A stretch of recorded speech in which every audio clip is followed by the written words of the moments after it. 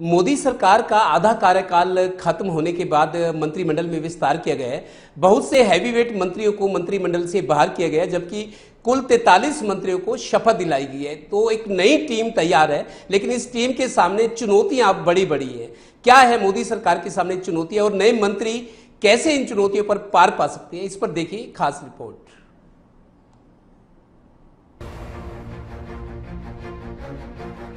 लंबे समय से मोदी मंत्रिमंडल विस्तार को लेकर चल रही अटकलों पर विराम लगा और बुधवार को 11 मंत्रियों के इस्तीफे के बाद 43 नए मंत्री बनाए गए। इस दौरान कई मंत्रियों का प्रमोशन कर उनकी जिम्मेदारी बढ़ाई गई। मंत्रिमंडल के विस्तार के साथ ही मोदी कैबिनेट के सामने कई बड़ी चुनौतियां भी आ खड़ी हुई है, जिसमें पहली है रोजगार। कोरोना महामारी के कारण लगे लॉकडाउन का सीधा असर देश के श्रमिकों पर पड़ा।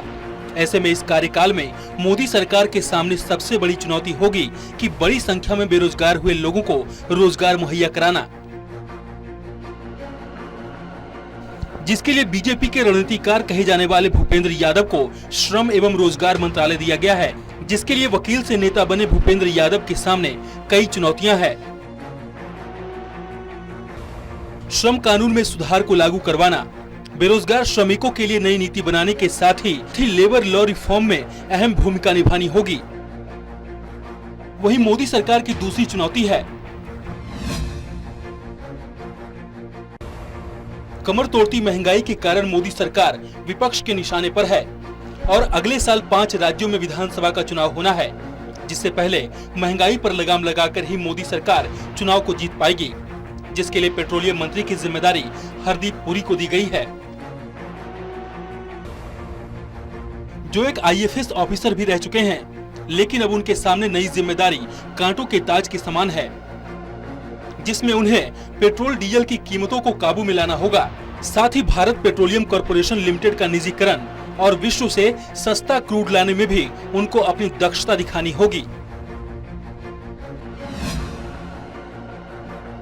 Clearly, our focus will be on increasing domestic production of crude and natural gas, and in line with Pradhan Mantri ji's vision of an Atmanirbhar Bharat. We will also work towards development of a natural gas-based economy in the country. Corona के कारण विकास कार्य ठप पड़े हैं।